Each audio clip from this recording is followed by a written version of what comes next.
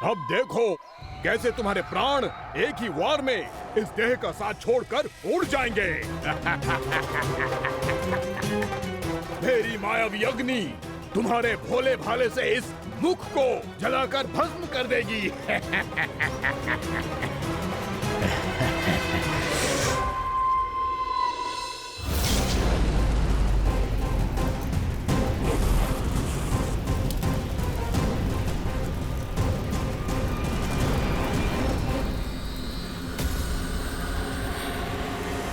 कह रही हो व्यामासुर? भोला भाला तो दिखता हूँ मैं, भैया भी यही कहती है।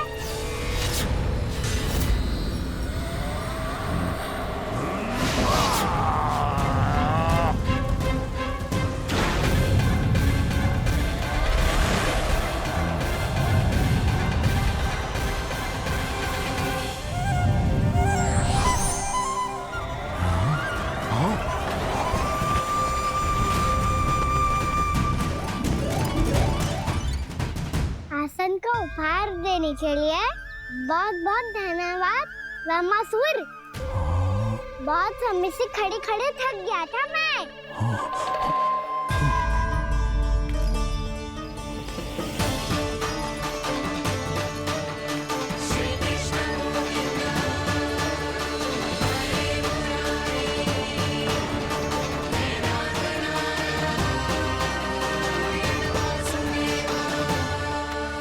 अगला अस्त्र दिखाओ ना। तुम्हारी यही जिज्ञासा आज तुम्हारा अंत करने में सहायक बनेगी मूर्ख बालक।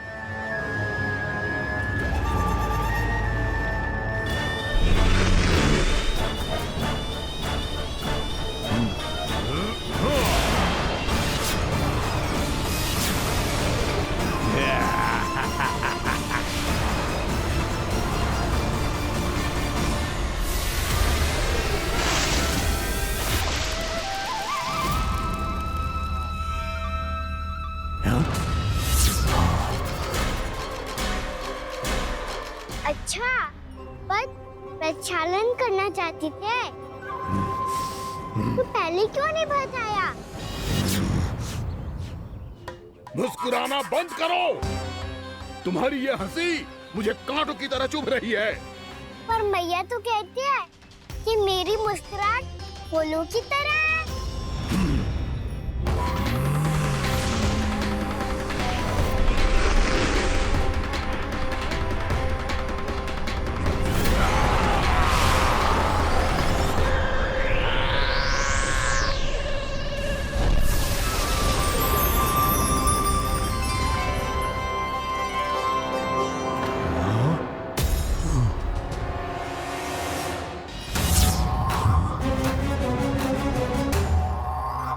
कहा था ना मेरी मुस्कुराहट बिल्कुल इन्हीं फूलों की तरह है। और तुम कर क्या रहे हो व्यामासुर? कभी आसन दे रहे हो, कभी पद प्रक्षालन कर रहे हो और अब फूल भी चढ़ा दिए। तुम मुझ पे वार करने आए हो कि पूजा करने? तुम्हारी पूजा तो मैं अब ऐसी करूंगा कि तुम मृत्यु के बाद भी मुझे भूल नहीं पाओगे बालक।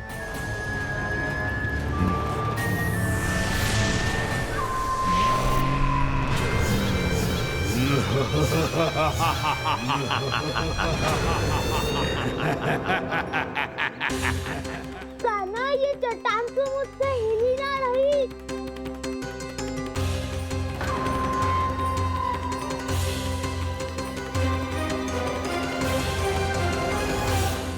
अभी कंदरा के अंदर कुछ क्षणों में ही प्राण वायु समाप्त हो जाएंगे। तुम्हारे सारे सखा एक एक कर अपने प्राण त्याग देंगे और तुम्हारा वध करूंगा मैं।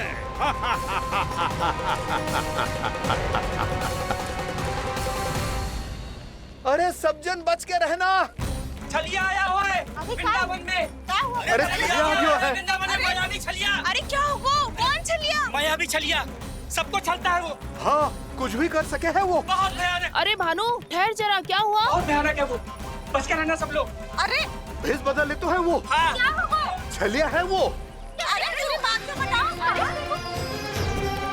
रानी भाभी, रानी भाभी, कान्हा घर पर ही है ना? ऐसे भड़बड़ा क्यों रहे हो? कोई भूत देख लियो है क्या? भूत ना भाभी, छलिया से भेंट हो गई। सच्ची का मायावी छलिया है भाभी।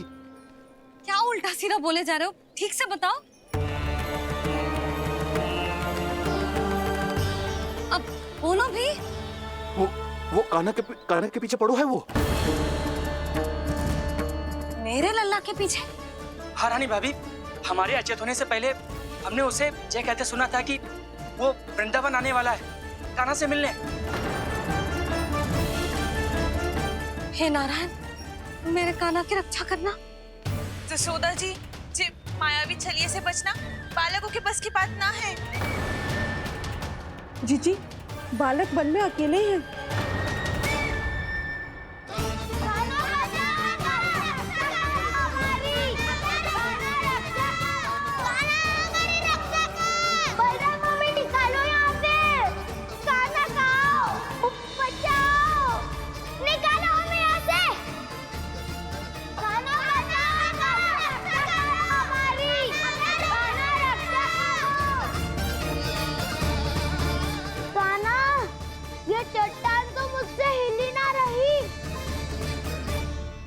यदि मैं माया का स्वामी हूँ तो आप भी बल के स्वामी हो। ताऊ, अपनी क्षमता, अपना सामर्थ्य स्मरण करो।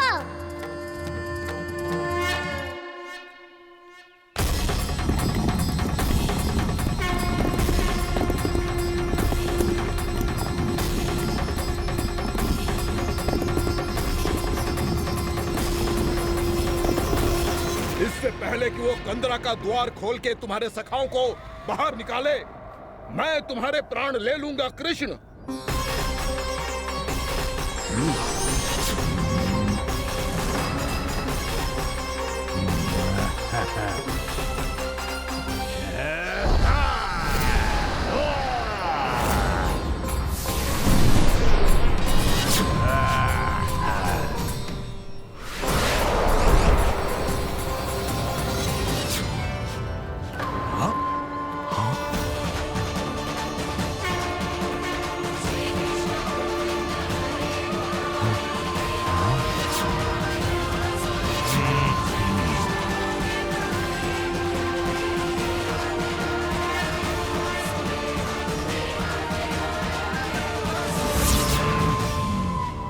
कितनी पूजा करोगे ब्रह्मासुर?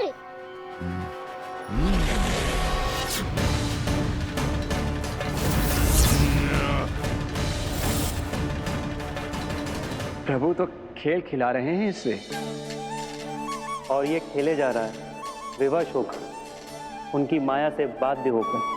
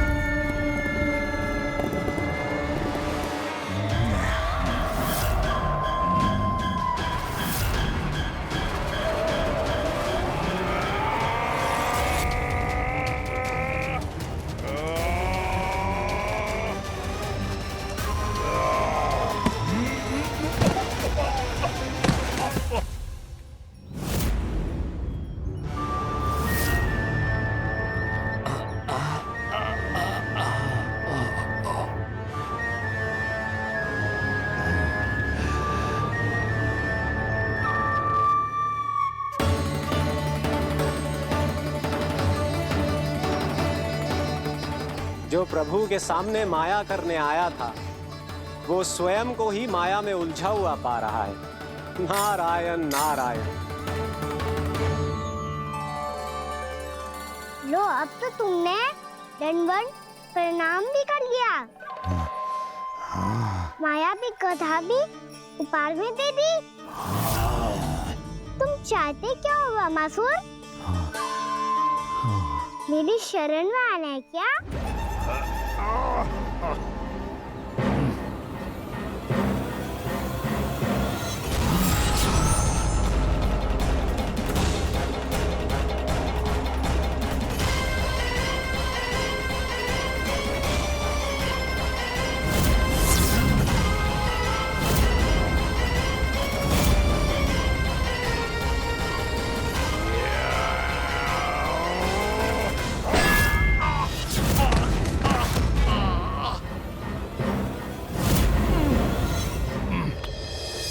सोच विचार का समय ना है हमारे पास।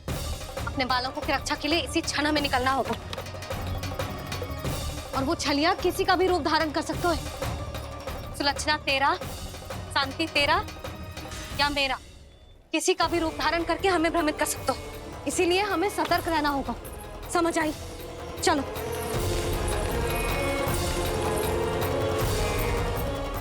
अभी भी समय है रामासुर, समझ जाओ। यदि मैया आ गई तो बात गड़बड़ हो जाएगी।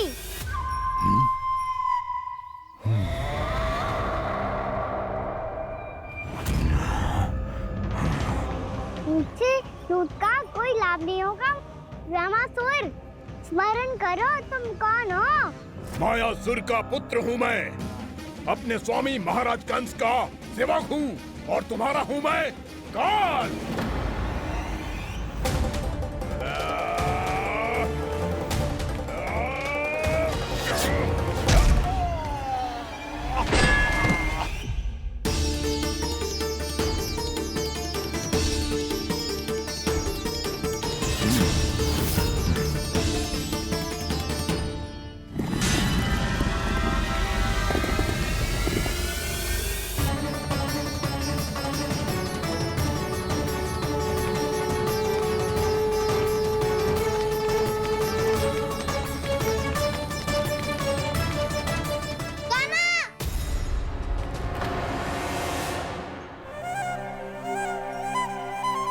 बाबा कहते हैं दुष्टों को पहले बातों से समझाना चाहिए, फिर भी ना माने तो अस्त्र ना उठाना दृढ़ता होती है।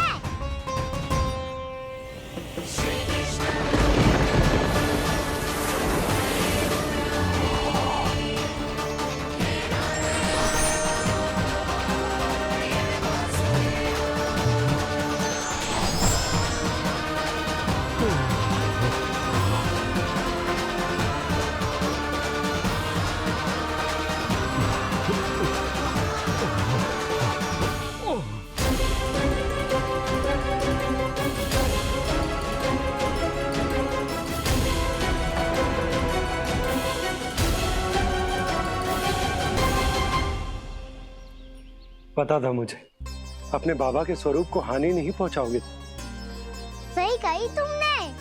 पिता की छवि ही पिता के समान भी आनंदीय होती है। रामासुर, रामासुर।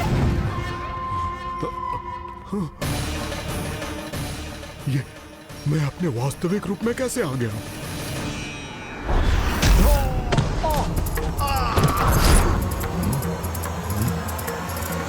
बाबा का स्वरूप नहीं लेना चाहिए था तुम्हें।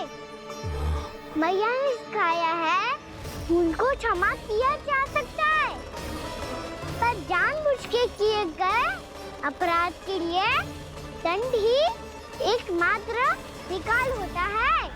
ये बार बार अपनी मैया का नाम ले रहा है। यदि मैं वो स्वरूप लूं तो अपनी मैया पर वार नहीं कर पाएगा ये।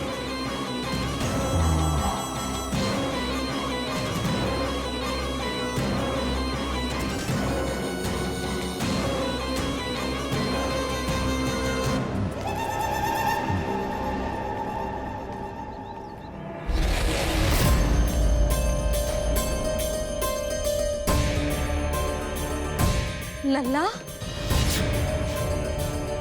मैं तेरी मैया हूँ, अपनी मैया को मारेगा? बच गया। समझाया था, पर तुमने एक बार फिर से मूर्खता कर ही दी। इस पर तुमने पहले से भी बड़ी और पहले से भी भयंकर भूल किया रामासुर।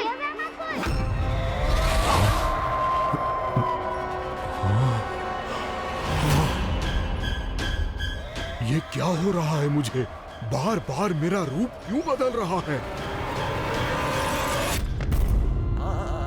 ममता को समझे बिना अधिक समय तक मैया का स्वरूप हरण करके नहीं रख पाओगे रामासुर।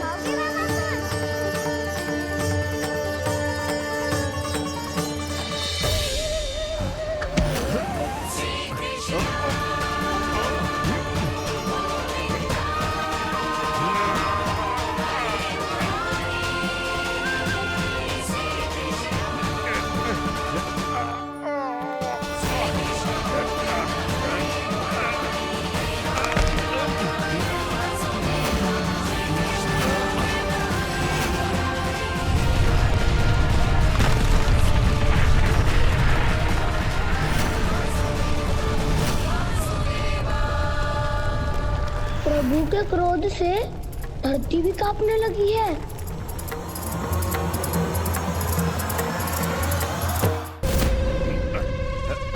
पुत्र को मारने के उद्देश्य से एक माँ का रूप लिया तुमने।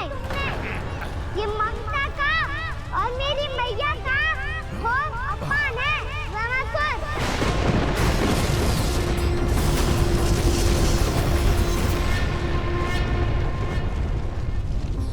इससे पहले इस असुर के कारण निर्दोष प्राणियों का कोई अहित हो, मुझे कुछ करना होगा। यदि मैं माया का स्वामी हूँ तो आप भी बल के स्वामी हो। दाऊ, अपनी क्षमता, अपना सामर्थ्य स्मरण करो।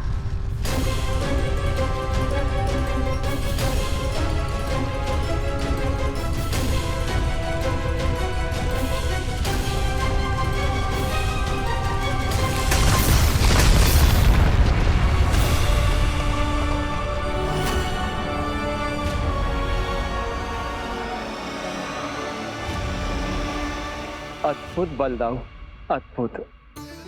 अपने बल का उचित प्रयोग करके आपने प्राणियों को हानि होने से बचा लिया और ये भी सिद्ध कर दिया कि इस युग में आपसे अधिक बलवान और कोई नहीं होगा।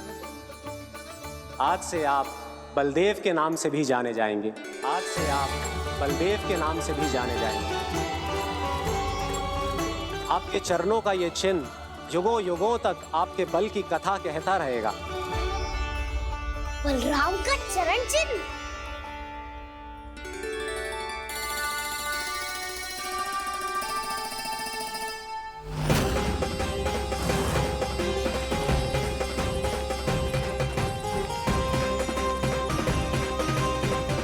मेरी माया से आज तक कोई नहीं बच पाया है। एक बार मुझे छोड़कर देखो, फिर पता चलेगा कि मैं हूँ कौन। पहले ये तो देख लो कि मैं कौन हूँ।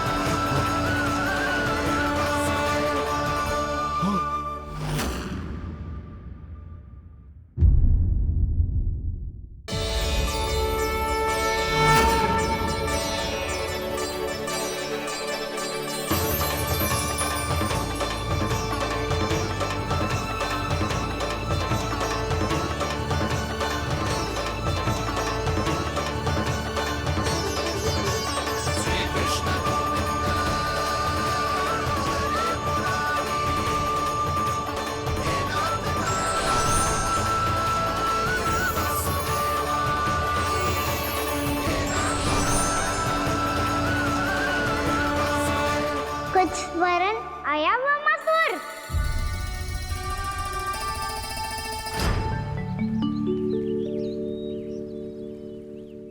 बहुत समय पहले की बात है।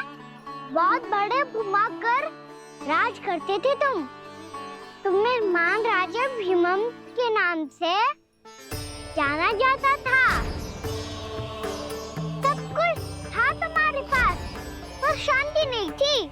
इसीलिए शांति की खोज में अपना संपूर्ण राज अपने पुत्रों को सौंप कर हिमालय पर्वत की ओर चल दिए।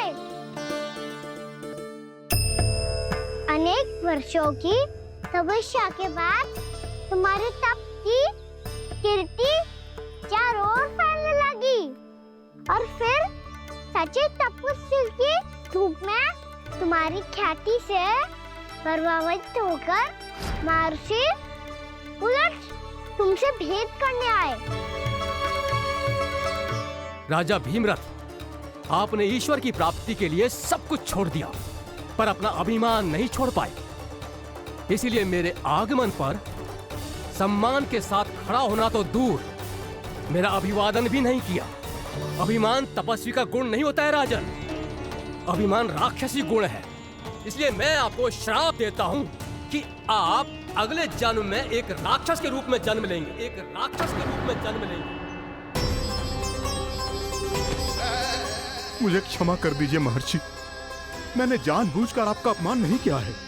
मैं तो यहाँ पर शांति की खोज में आया था। अपने भीतर के संसार में गहरे सोच विचार में डूबा हुआ था मैं। मुझे क्षमा कर दीजिए महर्षि, मुझे क्षमा कर दीजिए। अपनी भूल का आभास प्रायश्चित की ओर पहला पग होता है। मैं अपना श्राप तो वापस नहीं ले सकता, परंतु आपको एक वचन अवश्य दे सकता हूँ। जब भी प्रभु नारायण का अवतार होगा, आपको उचित समय पे वो वरदान देंगे जिसकी आप लंबे समय से प्रतीक्षा कर रहे हैं।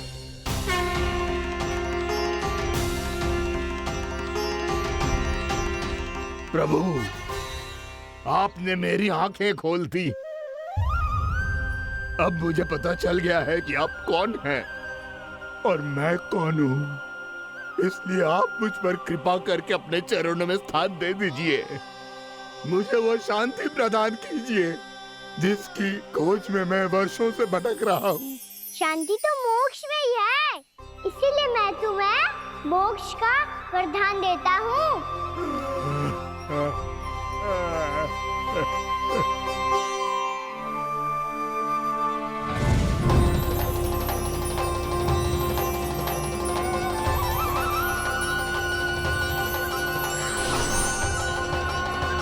प्रभु की ये लीला सदैव स्मरण रखी जाएगी। इस स्थान को इनका आशीर्वाद मिलेगा और इस कंदरा को व्योमासुर की कंदरा के रूप में पहचाना जाएगा। भविष्य में अनेक ऋषि मुनियों की शरण स्थली बनेगी ये कंदरा। दीदी, ये कोई साधारण बालक ना है। ऐसा चमत्कार कोई साधारण बालक थोड़ी ना कर सकते है।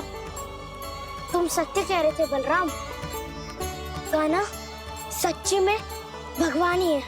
तभी तो सब देवता इसे बसाने और इसकी ओर से युद्ध करने आते हैं। तुम सब ऐसे आंखें फाड़ के क्यों देख रहे हो मुझे?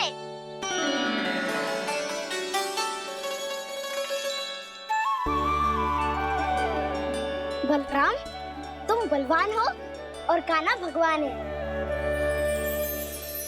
दूर दूर तक कोई दिखाई न दे रहा है। ना जाने किस हाल में होंगे बालक। कहीं हम ही तो मार्ग ना भटक गए शीघ्रता के चक्कर में। अब तो एक पग भी ना चलो जा रहे हो। जल, किसी के पास जल है क्या? कंठ तो मेरा भी सूख रहा है मौसी। भाभी, निकट ही जमुना जी है, कहूँ तो वहाँ से जल ले आओ। मैं भी जा रही हूँ भाभी, एक से भले दो। हाँ चल, शीघ्रता से आओ। हाँ।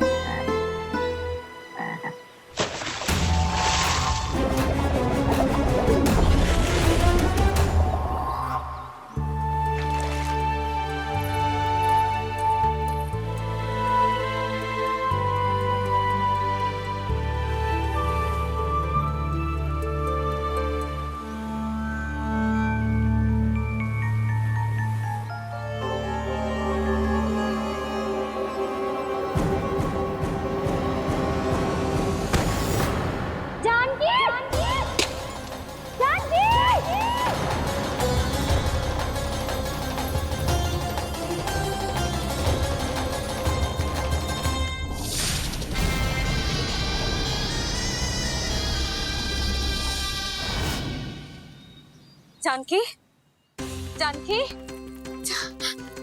क्या होगा इसे? देखो ना जी, अब छलिया की सूचना मिलते ही हम सब बालकों को ढूंढने चली गई और ढूंढते ढूंढते सबको बहुत प्यास लगी आई जी। तो जानकी जमुना जी की नदी से जल लेने गई और उसने जमुना जी का पानी पिया और उसकी जेदशा हो गई। बालक कहाँ है? वो ठीक तो है ना? ऊपर से सब ठीक है, पर भीतर से बहुत भयभीत है सब। जानकी तो बिल्कुल नीली पड़ गई है। लग तो है विष फैल गया है इसको पूरे तन में। मथुरा के सर्वश्रेष्ठ विदेह जी को बुलाए गो है उसके उपचार के लिए। जैसे ही इसने जल को मुंह से लगाया, जे गिर पड़ी। चटपटाने का अवसर भी ना मिलो। हाँ वैद्य जी, और निकटी मृत पशु भी पड़े हुए थे। हाँ, मैंने भी अस्थियां देखी थी। इसका तो यही अर्थ हो सकता है कि समस्या वहाँ के जल में ही हो। वैद्य जी, आप रोगी की नाड़ी पे ध्यान दो ना। जे गोपिया क्या कह रही है उसे सुनने की आवश्यकता ना है। जब तक विष के कारण का पता नहीं चल जाता, हम उपचार कैसे कर सकते हैं रानी जी?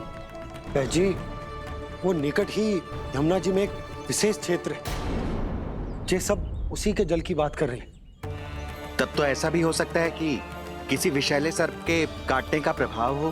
पर सर्प के काटने का चिन्ह ना है उसके तन पे। सर्प जब काटता है तब उसके दांत के चिन्ह बन जाते हैं। मुझे पता है, बड़े बड़े सर्प को काटते हुए देखो है मैंने।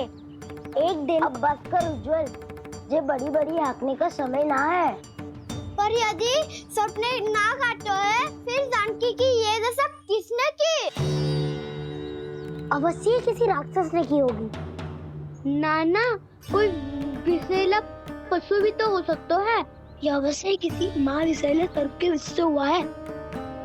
सर्प ने भले ना काटा हो, लेकिन यह अवश्य ही किसी महाविषैले सर्प के विष के कारण हुआ है। कालिया नाग। कालिया नाग?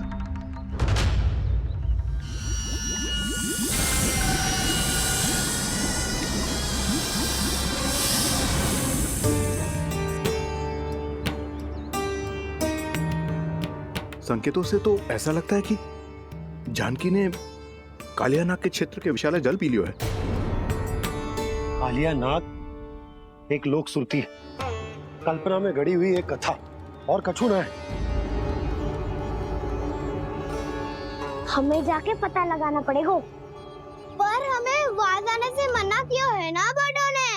उज्जवल सही कह रहे हो है। इस समय जानकी के स्वार्थ से अधिक महत्वपूर्ण और कछु ना है। जानकी हमारे लिए ही जलाने गई थी जी। ना मैं उसे जाने देती ना जैसा वो तो। वैद्य जी, आप शीघ्र कछु करो, कैसे भी कछु भी करो, पर इसके प्राण बचा लो। यशोदा, धैर्य रखो, श्री नारायण पर विश्वास रखो, वो सब ठीक कर देंगे।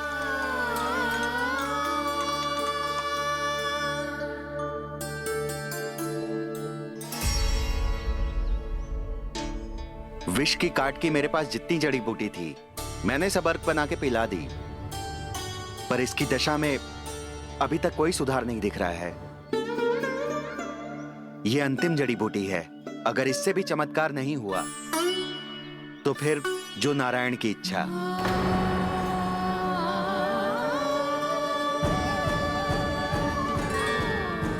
पर कोई तो उपाय होगा जानकी को बचाने का। कान्हा, यदि तुझे किसी औषधि के बारे में पता है, हमें बता दे, हम जाके ले आएंगे।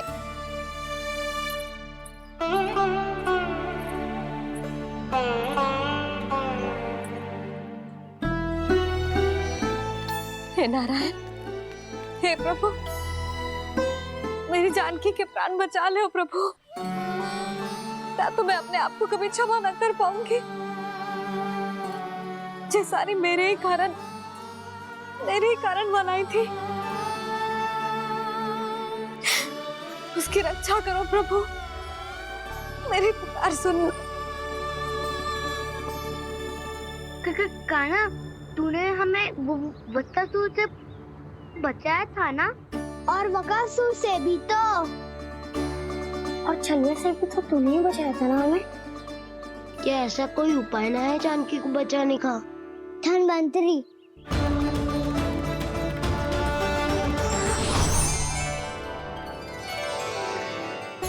मैं आ गया हूं प्रभु, चिंता मत कीजिए, आपके आदेश का पालन अवश्य होगा। यशोदा मैया,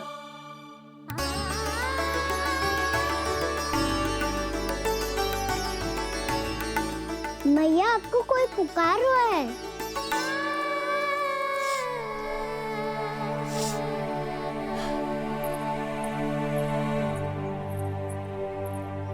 चिंता मत करो मैया, अब धनवंतरी जी आ गए हैं, वो सब संभाल लेंगे।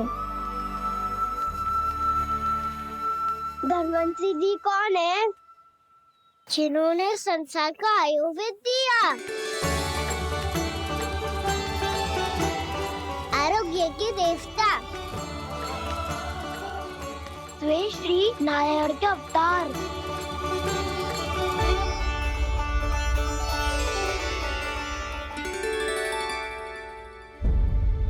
मुझे पता चला है कि आपको वेद की आवश्यकता है। हाँ हाँ, भीतर आइए। आइए आइए बैठे जी। जी रहे। मथुरा का सर्वश्रेष्ठ वैद्य अर्थात मैं यहाँ आ चुका हूँ और रोगी को जितनी औषधि की आवश्यकता थी सब दे चुका हूँ। निश्चित रूप से आपने विष की काट के लिए बहुत ही उत्तम अर्क तैयार किया है, इसीलिए किसी और वैद्य की आवश्यकता नहीं है। किंतु आप अकेले कितना कुछ करेंगे वैद्यराज? मुझे अपना सहायक ही बना लीजिए। पर जो करना था मैं पहले ही कर चुका हूँ। हाँ, वो तो आप कर चुके हैं, बस रोगी के तन से विष निकालना शेष है ना वैद्यराज? हाँ हाँ, बस वही शेष है। इनके रक्त को विष रहित करने में मैं आपकी सहायता करूंगा। पहले ये संजीवनी मानी जाने वाली इन लाल फूलों की बूटी को भी घिसना है ना?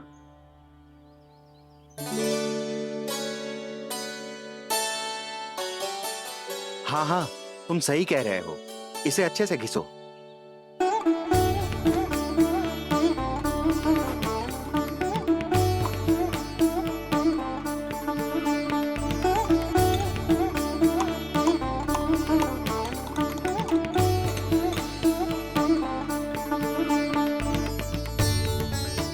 और ये नीले फूलों को भी तो मिलाना है ना? हाँ हाँ, अच्छे सहायक बन सकते हो तुम, ऐसे ही श्रम करते रहो।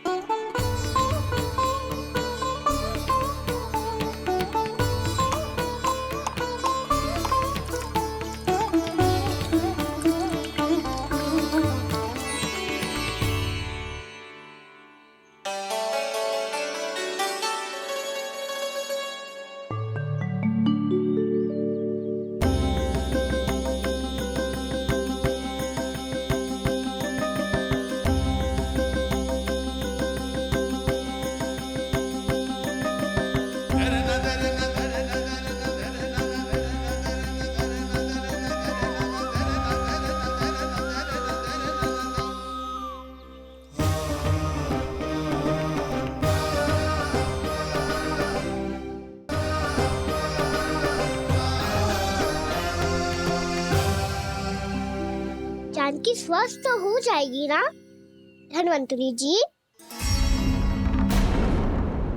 धनवंतरी? प्रभु, अब मैं क्या करूं? आपने तो स्वयं ही मेरी पहचान उजागर कर दी। जी क्या करो कान्हा? आप सब ऐसे क्यों देख रहे हो? मैया कहती है ना, सभी वैद्य धनवंतरी जी का ही रूप होते हैं। वाह कृष्णा, चतुर तो हो तुम। वैसे वास्तविक धनवंतरी मैं हूँ, मेरा अर्थ है वास्तविक वैद्य मैं हूँ। ये तो मेरा सहायक है, मुझे पूरा विश्वास है बिल्कुल ठीक हो जाएगी। वैसे ही थोड़े ना मुझे मथुरा का सर्वश्रेष्ठ वैद्य कहते हैं लोग।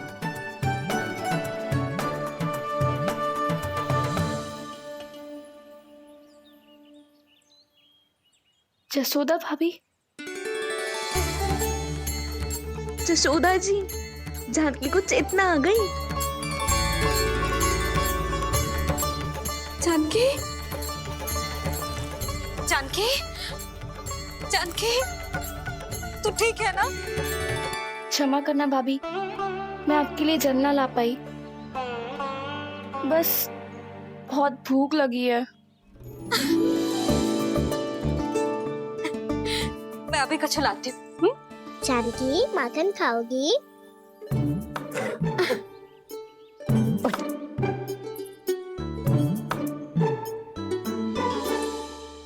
आजा, तू ही खिला दे लल्ला।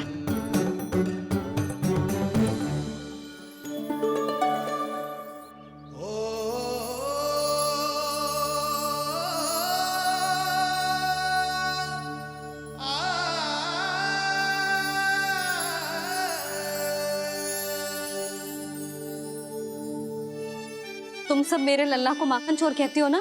आज देखो, अपना ही माखन जानकी को खिला रहे है।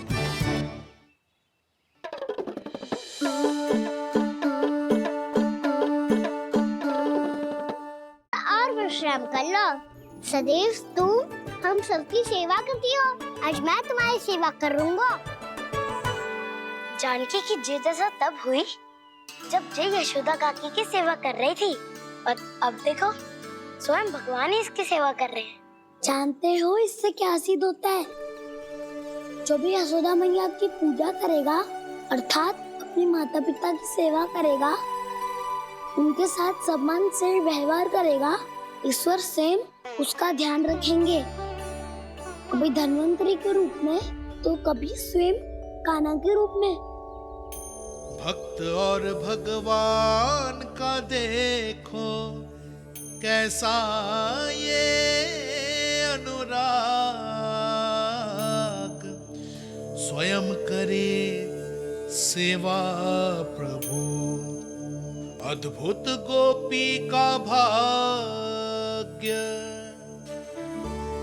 प्रभु इन सब पृथ्वीवासियों से कितना घुल मिल गए हैं। ना तो ये प्रभु को भगवान मानते हैं और ना ही प्रभु अपने आप को इनसे सर्वश्रेष्ठ समझते हैं। अपने आचरण से ये सिद्ध कर रहे हैं कि ये सभी में हैं और सभी इनका ही अंश है।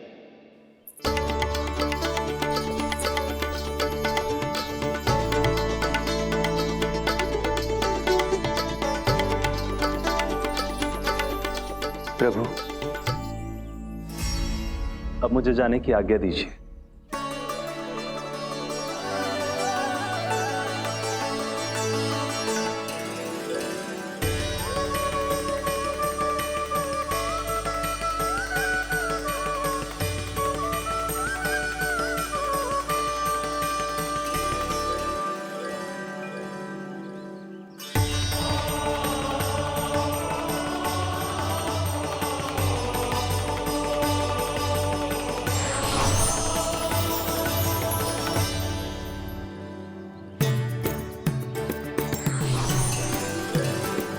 कान्हा ने तो सच्ची में धन्वंतरी जी को बुला लिया था।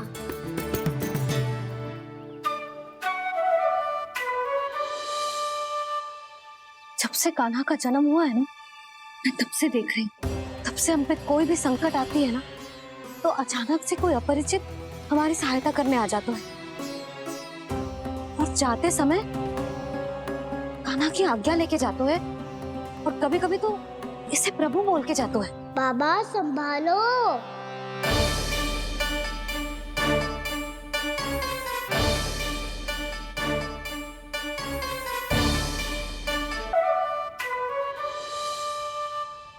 जब से कान्हा का जन्म हुआ है ना, मैं तब से देख रही हूँ, तब से हम पे कोई भी संकट आती है ना, तो अचानक से कोई अपरिचित हमारी सहायता करने आ जाते हैं, और जाते समय कान्हा की आज्ञा लेके जाते हैं, और कभी कभी तो इसे प्रभु बोल के जाते हैं। बाबा संभालो। यशोदा, इस जानकी को चढ़ो है और विचित्र विचार तुम्हारे मन में है। अरे सब जानते हैं कि हमारा परिवार राजसी, तुम्हें पता ना चलता हो वो, पर हमारे कान्हा को सब राजकुमार ही समझते हैं देखकर। इसीलिए उसे सम्मान देने के लिए सब ऐसा ही करते हैं, और कोई बात ना है।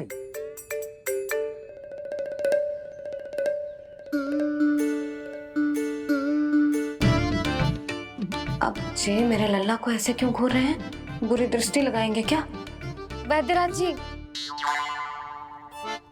आपके सहायक तो गए, अब आप भी आप यहाँ क्यों हो? वो क्या है ना, मैं अपने रोगी का निरीक्षण करके पूरी तरह से संतुष्ट होकर ही जाता हूँ।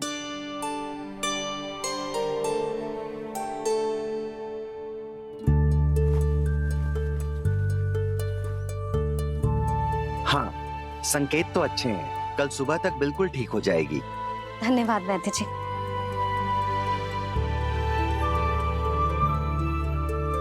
बस तो फिर हम कल पकड़न पकड़ाई खेलेंगे जानकी।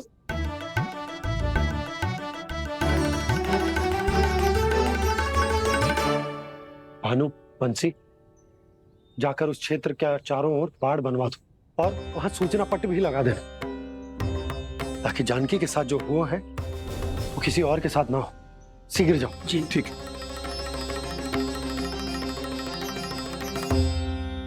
बाड़ और सूचना पट लगवाने से समस्या का समाधान नहीं होगा बाबा। निर्दोष पशु सूचना पट देखकर भी कुछ समझ नहीं पाएंगे।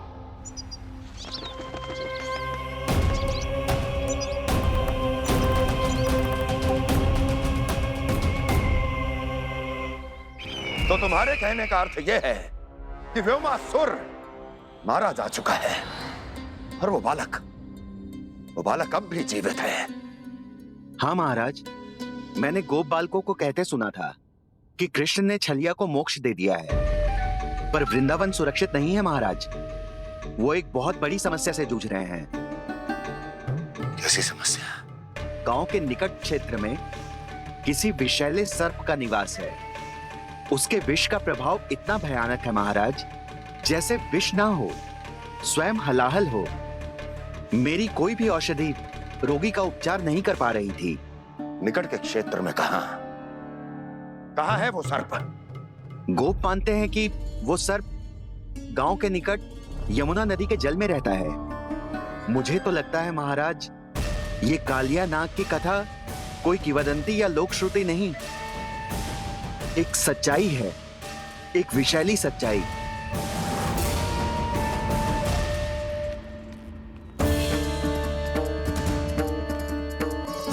कालिया का सामना करने का समय आ गया है, पर उससे पहले मुझे बुलाना होगा उन्हें।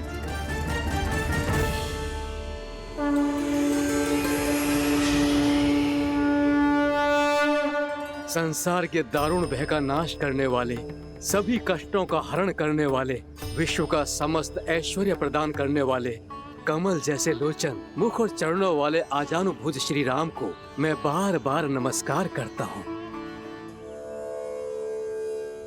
आपदामपहर्तारं दातारं सर्व संपदा, लोकाभिरामं श्री रामं भूयो भूयो नमाम्यहम्।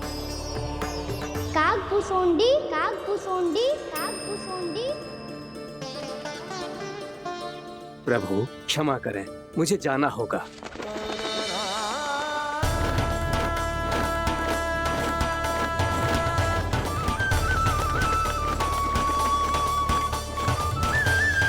प्रणाम प्रभु। अनेक बार मैं आपके दर्शनों के लिए आया प्रभु। कभी नंद भवन के झरोखों से आपके दर्शन करके चला जाता था, तो कभी दूर किसी वृक्ष की आड़ से आपको निहार लिया करता था। आज आपने स्वयं मुझे बुलाकर धन्य कर दिया प्रभु।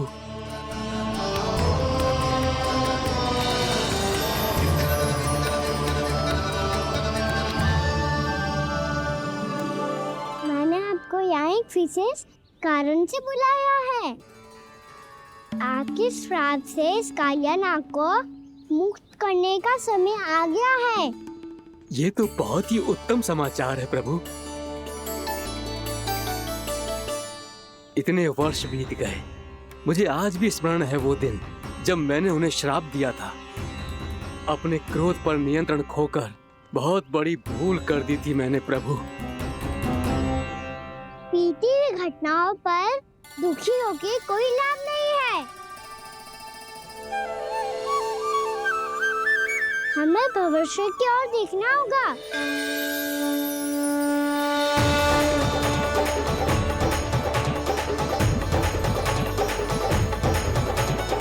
आदेश कीजिए प्रभु। क्या आज्ञा है आपकी? जब मैं कालिया नाग का सामना करने जाऊं, तो आप यहीं रहिएगा। आपको अपने आप पता चल जाएगा कि कब क्या करना है। और हाँ, लौटते जाते समय नारद मुनि से कहिएगा, वो आकर मुझसे भेंट करे।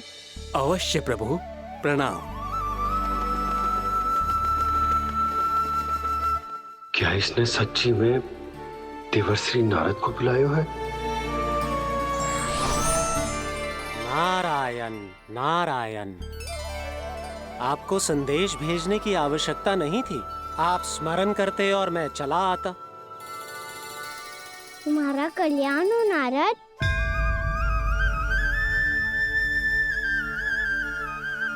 मैंने तुम्हें एक विशेष कार्य के लिए बुलाया है। आज्ञा दीजिए प्रभु। तुम्हें एक बार फिर कंस से भेंट करनी होगी। विचार कीजिए महाराज, क्या आप बिना किसी शंका के कह सकते हैं कि कौन सी पंखुड़ी पहली है और कौन सी 8वीं? उस दुष्ट से भेंट करना स्वयं कीचड़ में उतरने के समान है प्रभु। कमल पुष्प प्राप्त करना हो तो कीचड़ में उतरना पड़ता है नारद। आपका आदेश तो मैं स्वप्न में भी नहीं टाल सकता प्रभु।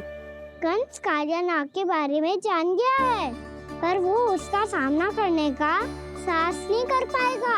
मैं आतुर हूँ प्राप्ति, मूर्ख नहीं। मेरी बुद्धि फिर नहीं गई है।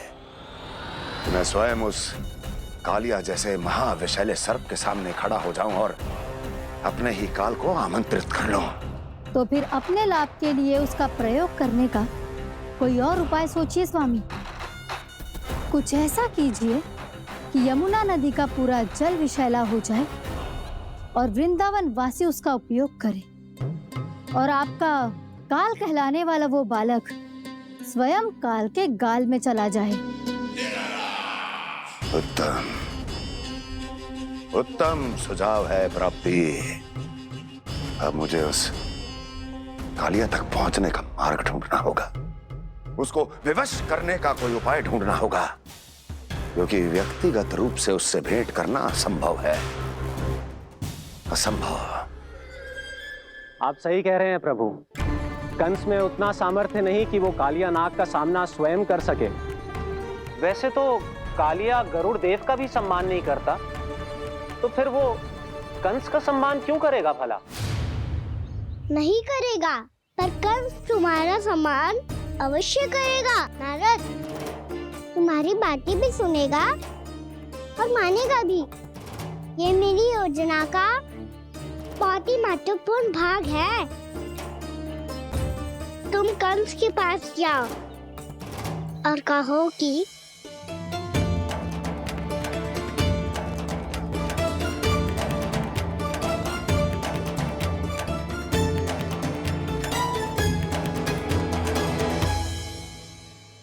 संतान अपने माता पिता को तीर्थ का सौभाग्य दिलाती, और मेरा लल्ला कितना महान कि उसने हमारे घर को ही तीर्थ बना दिया। ऐसा तीर्थ जहां मेरी आंखों के सामने भक्त और भगवान का मिलन हो रहा है। जो आज्ञा प्रभु।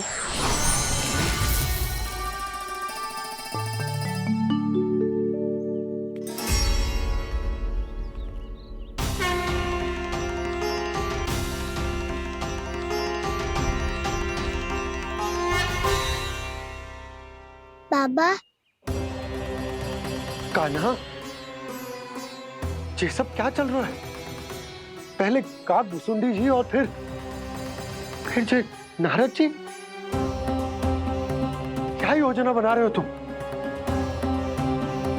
कान्हा, बताना लल्ला, क्या सोच रहे तू? कान्हा देख, अगर तुझे अपने बाबा को ना बताना हो ना, अपने भक्त को बता दे। क्या सोच रहे हो लल्ला? क्या करने वाले हो आप?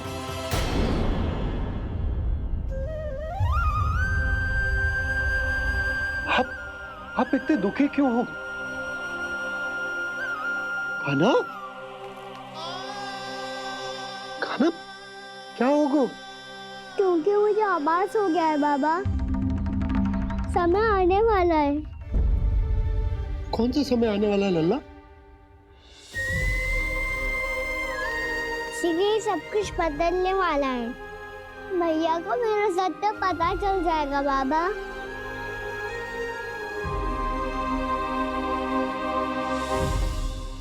पर लल्ला, इसका काक भुसुंडी और कालिया नाग से क्या संबंध है? ऐसा क्या हुआ था और क्या होने वाला है?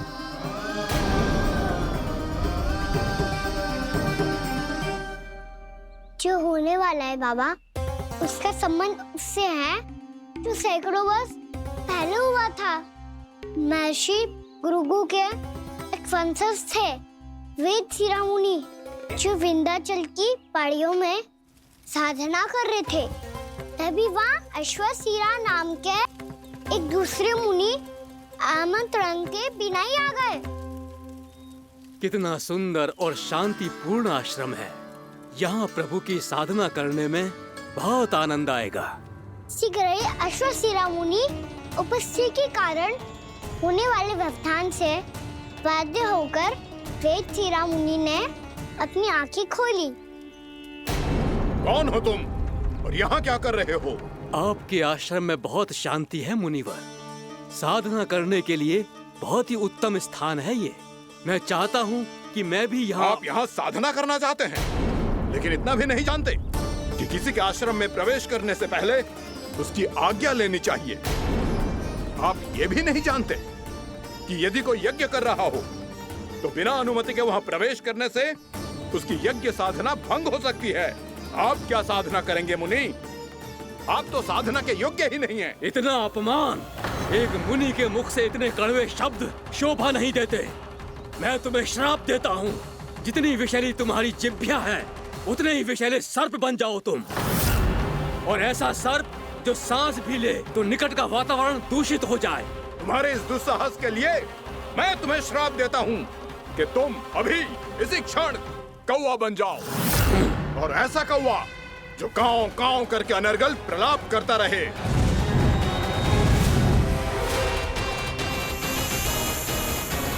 ये मैंने क्या किया? ये मैंने क्या किया? क्रोध के कारण दोनों ने एक दूसरे को श्राप दे दिया। पर दोनों ही मेरे भक्त हैं, और भगवान होकर मैं अपने भक्तों को इतनी कठिनाई में कैसे देख सकता था। इसीलिए जिस संकट में उन दोनों ने अपने आप को फंसा लिया था, उसका समाधान करने में मैं उनके पास गया। देखिए ना प्रभु, ये क्या हो गया हमसे? हमारी रक्षा कीजिए प्रभु, मार्ग दिखाइए हमें। क्रोध पर नियंत्रण ना होने के कारण आप दोनों ने एक दूसरे को बहुत ही भीषण संकट में डाल दिया है। अब दोनों ही तपस्वी, तप के बल से दिए गए आपके श्राप को लौटाना भी संभव नहीं है।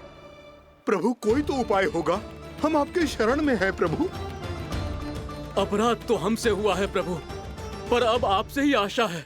कुछ ऐसा कीजिए भक्त वत्सल, जिससे हम दोनों के श्राप का प्रभाव कुछ कम हो जाए।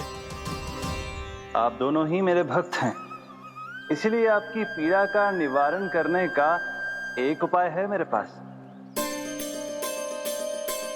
वेद शिरोमणि, जब आप कालिया नाग बनेंगे तो आपको मेरे चरणों को अपने शीश पर धारण करने का सौभाग्य मिलेगा।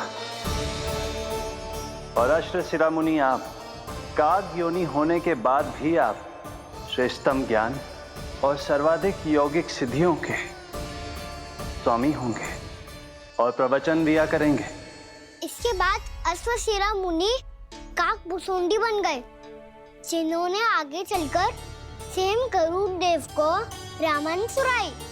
और मुनि वेदशिरा महर्षि कश्यप और देवी कत्रियों के पुत्र कालिया नाग बनकर जल में। और अब वही कालिया नाग जमुना जी में, जिनके कारण जानकी के प्राण लगभग चले ही गए थे। अब कालिया नाग को उचित स्थान पर भेजने का समय आ गया है बाबा। पर ये तो अच्छी बात है कान्हा, वेद सिरा मुनि को दिया हुआ तुम्हारा वचन भी पूरा हो जाएगा, जमुना जी की शुद्धि भी हो जाएगी।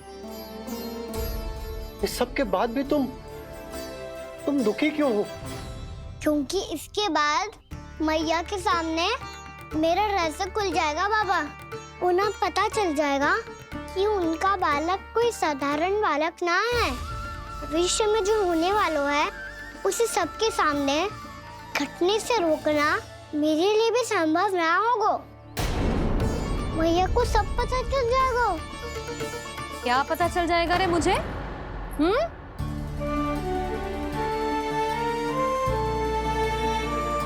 यही कि सबसे अधिक प्रेम मैं आपसे ही करता हूँ। अब बस भी कर, चलो भोजन के लिए बुलाने आई थी तुम दोनों को। भूखा थोड़े ना रहने दूंगी अपने लल्ला को, मेरा लल्ला दुर्बल हो जाएगा ना। आप खिलाओगे तो ही खाऊंगा। हाँ ठीक है, मैं ही खिलाऊंगी। अब चल, आओ जी, चल।